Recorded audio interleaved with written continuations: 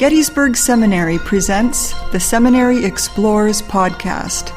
Conversations on faith, art, people, politics, theology, life, and more, with voices from around the corner and around the globe. Welcome to the Seminary Explores. I'm Katie Giebenhein with the Seminary Ridge Review.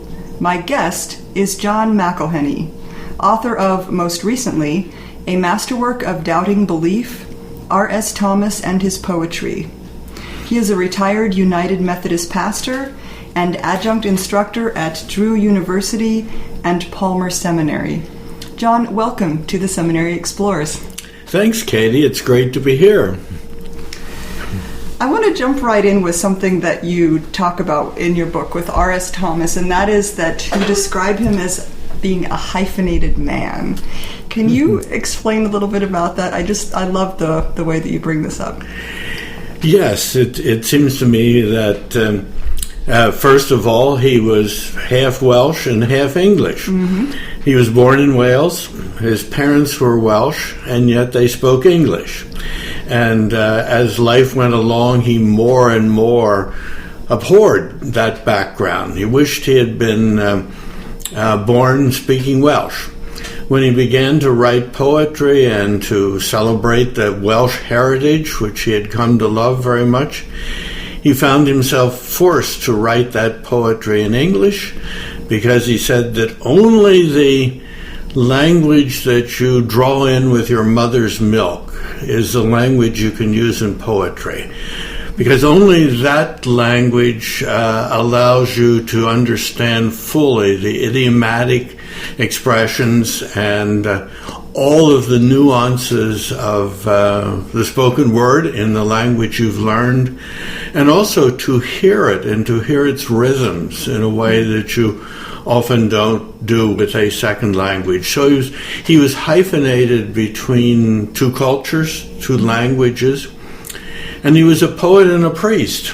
He said that, there's no poet who's ever orthodox. There's always something heretical about a poet. So he said there wasn't a tension, but I think there was a tension between his training and his work as a priest. And he actually used those words. He said, I trained to be a priest. I was called to be a poet. Fantastic. And, often we would think, well, we do say, of course, that the ministry is a calling, but and then there is a hyphen between faith and doubt. He never was a person without faith. He never was a person without doubt. The two were always in tension, hyphenated within his life.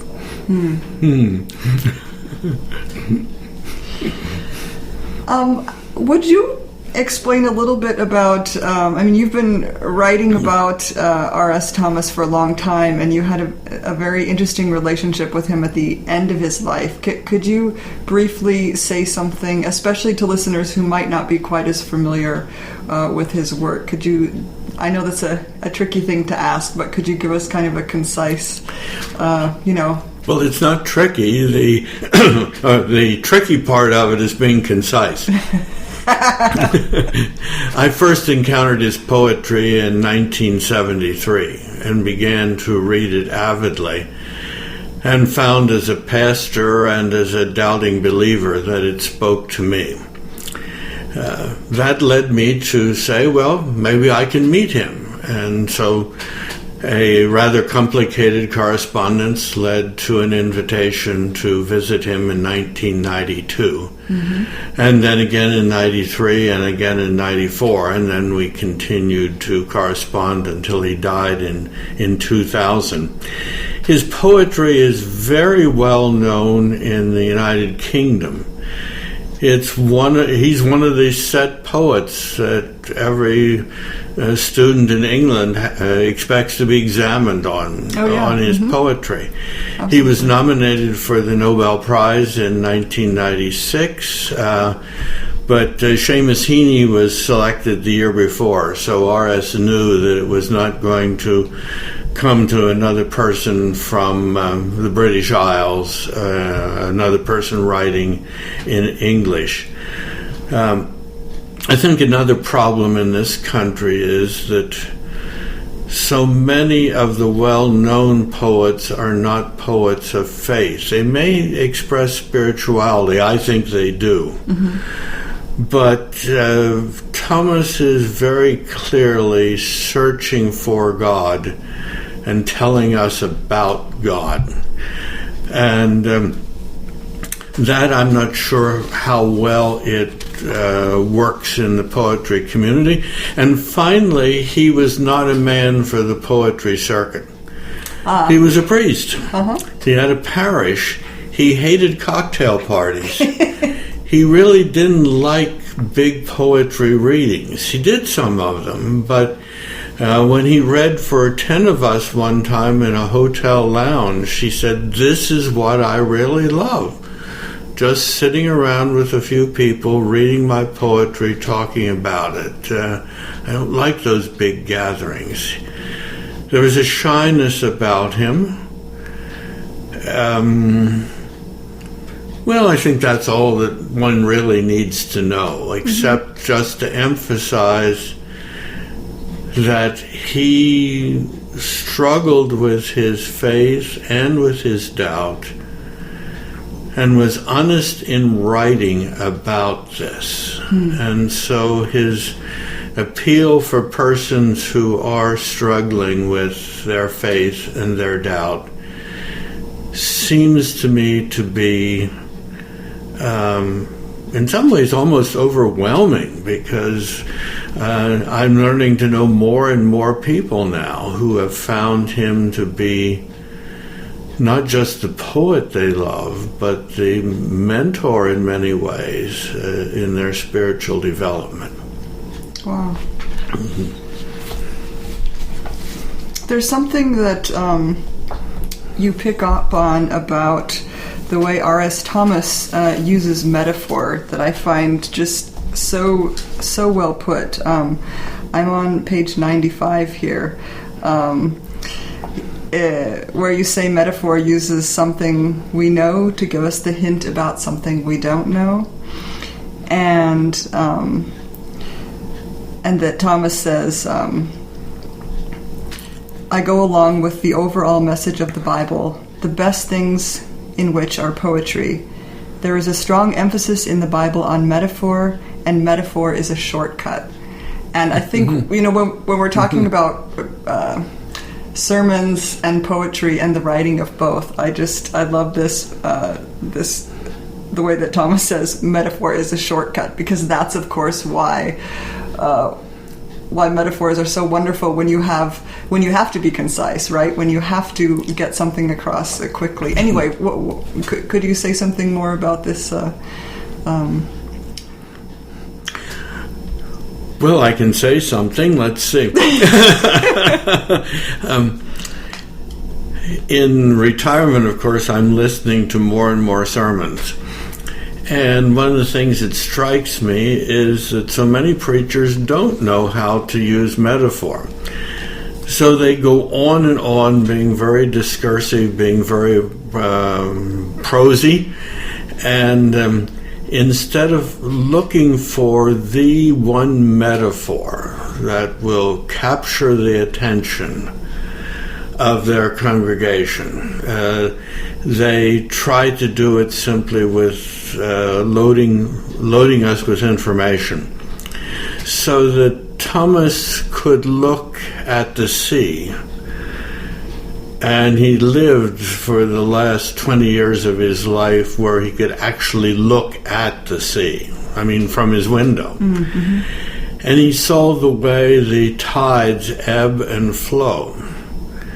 And he used that as a metaphor for faith, that there are moments when faith is ebbing, and there are moments when faith is flowing. And the same with doubt. And the same with prayer. He recognized that there are periods when prayer is dry, or we feel dry in our praying is probably a better way of putting it. And he saw that as natural because there was the natural metaphor of the sea. And that's what I think, and it's something I need to learn, and I'm trying to, because occasionally I do preaching. And I think maybe I'm a little better because I'm paying more attention to a metaphor, or maybe an extended simile, or a drawn-out metaphor that will... Thomas says that poetry reaches the mind by the way of the heart. And I think too many preachers try to reach the heart by the way of the mind. And Thomas shows us that ain't going to work.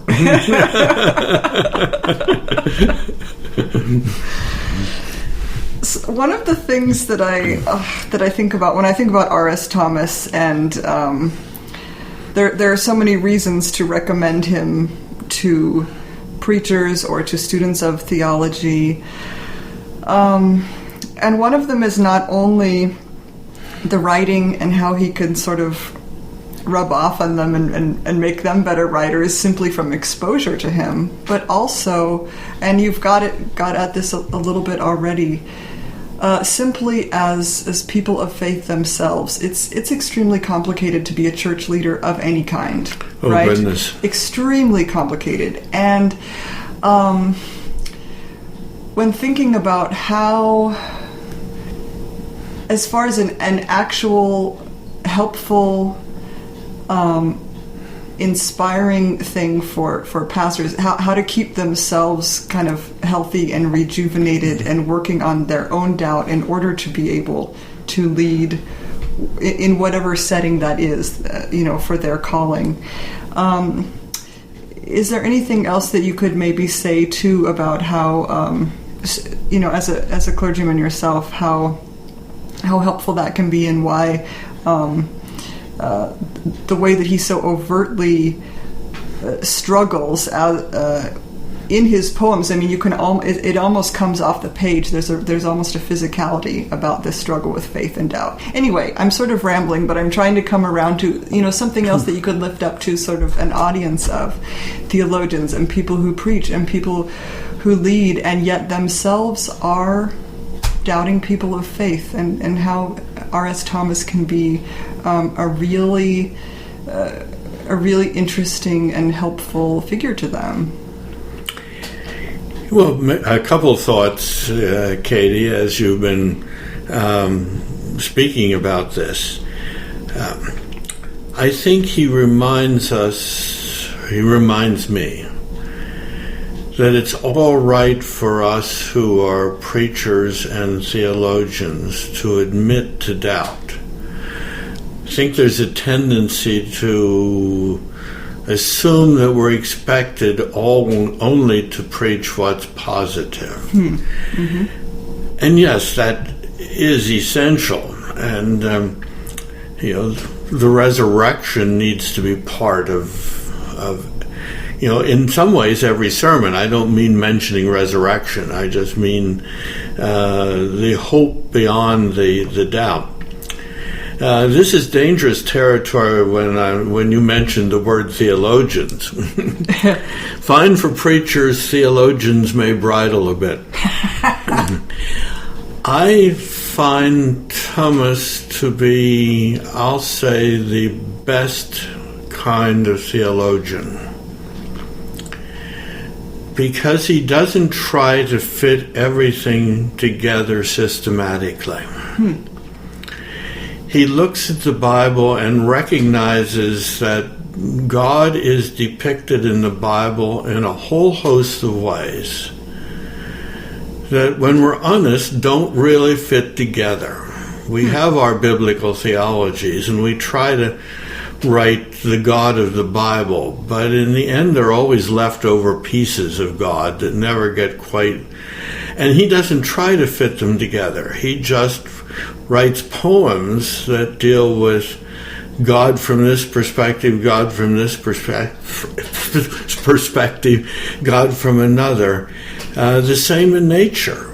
This man, which I haven't talked about before, was deeply rooted in and in love with the natural world. He was part of the whole romantic tradition of poetry, and yet not the romantic tradition that sees only nature as, lovely flowers and what have you. He saw the darker side of nature, but he also found nature to be a place where he worshipped.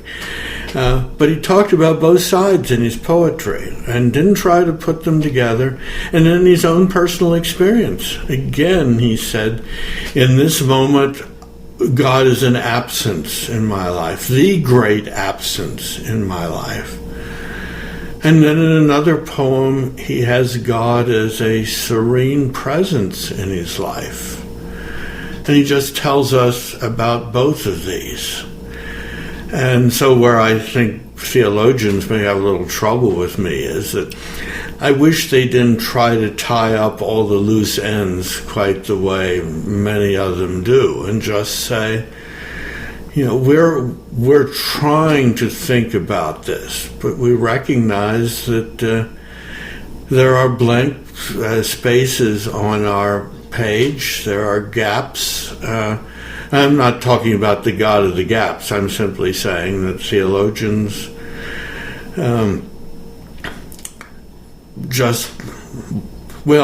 maybe there's some theologian who ties it together perfectly. I haven't found that one yet. R.S. Thomas's favorite theologian was Paul Tillich. He made no bones about that. He wrote his own annotations in his Tillich volumes. He wrote annotations in his Tillich volumes much more frequently than he did in other books. It's clear that he read them. I'm not sure whether that came anywhere close to what you had asked, but those are my thoughts. Most definitely. And I was just thinking, this could get me into trouble too, but thinking about the notion as you were talking of a hyphenated God, right? We try to we try to contain God in the same way that we try to contain other things, and and nature also is hyphenated. It's not. Yes. Yes, very clearly to me. Do you have something that you could, one of the poems that you could maybe read? I'm sort of springing this on you, but... there are any number of possibilities. Yes. And I'm trying to think... he was prolific. We've got lots of amazing poems, yeah. Let me read Moorland, because it does something of what I've talked about. Mm-hmm. There are many moors, of course, in the British Isles, but he knew the moors best in Wales, and he loved solitary walking on the moors. So we can see him doing that. And he begins his poem by talking about the moor being like a cathedral. But then he sees a harrier, a bird of prey, and that leads him to a moment of belief and not belief. So, Moorland. It is beautiful and still. The air rarefied as the interior of a cathedral, expecting a presence. It is where also the harrier occurs, materializing from nothing, snow soft, but with claws of fire, quartering the bare earth for the prey that escapes it, hovering over the incipient scream. Here a moment, then not here, like my belief in God. Very nice. Thank you. You're welcome. I would love it if you could just mention something about this festival developing in Aberdaron, so that folks know about it. And actually, some people won't even know the significance of Aberdaron. I just slipped that in, but... Well, Aberdaron is R.S. Thomas's last parish. And then when he retired, he moved to a very small cottage 5 miles away from Aberdaron, but still on the sea.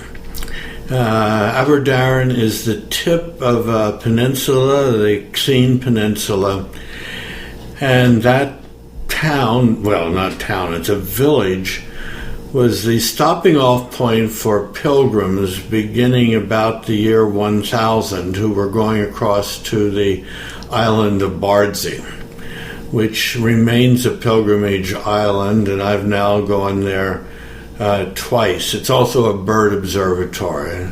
R.S. Thomas was the president of the first president of the Bardsey Trust when it was bought from private hands. So it is the perfect place for a literary festival honoring R.S. Thomas. His church is there. The one aisle of the church is 1,000 years old. You sense the presence of worshipers back through the years. When you're in the church, you can hear the waves rising and falling on the shore, along with the liturgy rising and falling inside. Wow. So for 2 summers now, we've had a literary festival, and I say we simply because I've been part of one of the speakers at each of these festivals, and now very much part of there are actually 3 of us who are key in planning these festivals. There are small hotels where you can stay. There are B&Bs. This past year there were several lectures, and Saturday night in the church there was a string quartet program with the reading of poetry. The Sunday morning worship included R.S. Thomas. There's always a literary walk around the tip of the peninsula where the leader stops and reads Thomas poetry at various places. It's possible to visit his wife's grave as well as his while you're there. It's just, for me, a magical place because of the spiritual associations embedded in nature. It's a Celtic approach to spirituality. All of that against that's the backdrop for Thomas's poetry. And next year, toward the end of June, the weekend will be 4, maybe 5 days, because it's going to be coupled with a Coleridge group doing a walk around the Xene Peninsula. And Thomas in his writings refers several times to Coleridge and the imagination. So that will tie in. And then we're looking at the convergence of creativities next year, because Thomas's wife was an artist of considerable renown. She tends to have been shoved into the background, and we're trying to bring her out into the foreground and see her as, well, in many ways, I believe the inspiration that made him the great poet, because the poetry he wrote in college shows no signs that I can see of greatness. And he meets Elsie, they marry, and her key instruction for any budding artist was look. Look. And once he met her, he started looking at what was in front of him, not seeing what was in front of him through the eyes of previous poets. And then he began to be not just a fine, but I think a great poet. And I guess I'd go out on a limb and be prepared for somebody to saw it off and say that the greatest religious poet writing in English in the 20th century. So there I am at the end of that limb, Katie. Well, thank you so much for your time. Thank you. You've been listening to the Seminary Explores. I'm Katie Giebenheim with the Seminary Ridge Review. My guest has been Reverend John McElhenney, author of A Masterwork of Doubting Belief, R.S. Thomas and His Poetry. Visit the publisher's website, Wipf and Stock, at www.wipfandstock.com. John, thank you so much. Thank you, Katie. You have been listening to The Seminary Explores from historic Seminary Ridge in Gettysburg, Pennsylvania, a production of Gettysburg Seminary. We invite you to visit our website at www.ltsg.edu.